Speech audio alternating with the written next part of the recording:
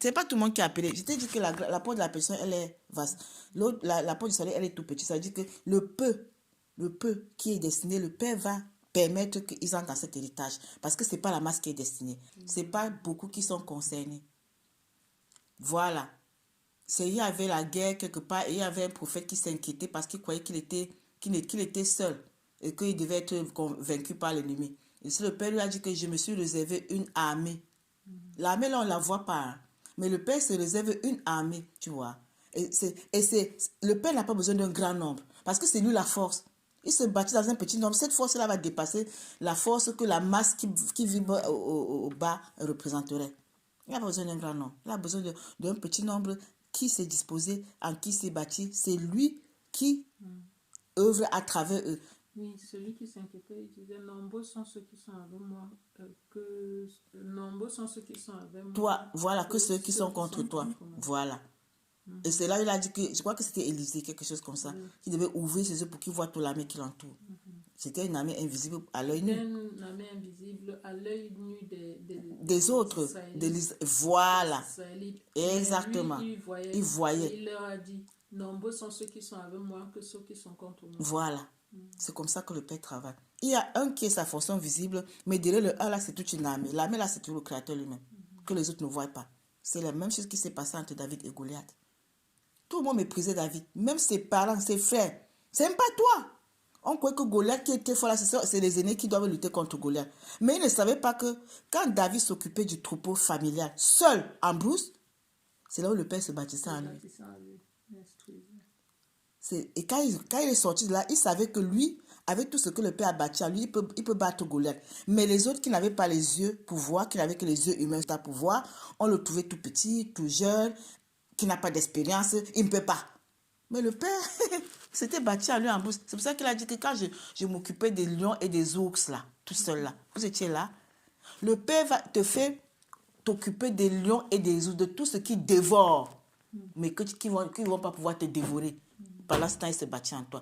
Et il le fait dans l'anonymat. On appelle ça l'entraînement dans l'anonymat. C'est le chemin de la royauté. Il t'entraîne dans l'anonymat. Tu gémis seul. Tu pleures seul. Tu tombes seul. Tu te révèles seul. Mais tu n'es pas seul parce que le Père est là. Tu tues les ours seul. Tu tues le lion tout seul. Ceux qui sont à la maison, quand tu viens, ils te regardent, ils croient que tu allais te balader. Alors que tu étais en guerre. Pendant ce temps, le Père t'a bâti. Quand tu sors de là, c'est lui qui est en toi. Maintenant, les autres qui ne peuvent pas voir, ils croient que tu es tout l'enfant là qui sont avec eux. Alors lui, il voyait Goliath tout petit.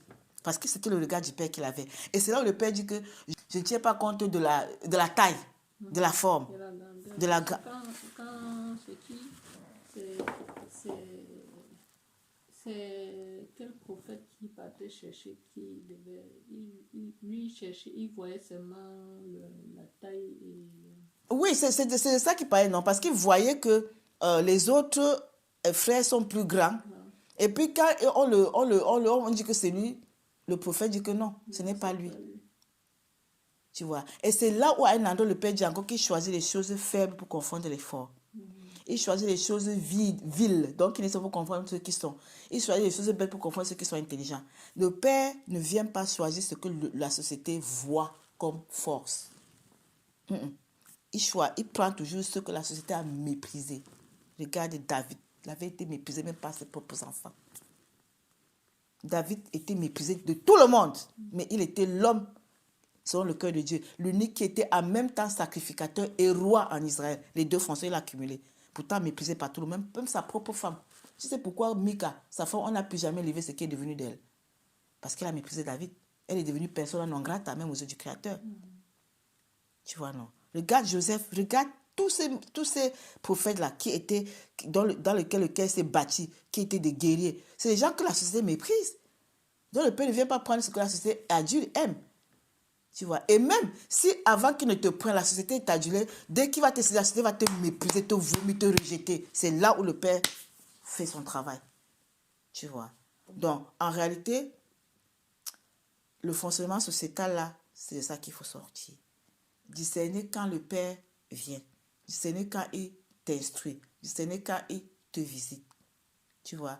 Et dans sa compréhension, tu vas voir que tu es dans la vraie économie. Tu ne disperses plus tes énergies à toi à travers. Tu ne t'épuises plus. Tu n'es plus dans la distraction. Tu es focusé. Tu es focusé, comme tu focus. Tu vois. Et c'est là où tu ne peux que être la force.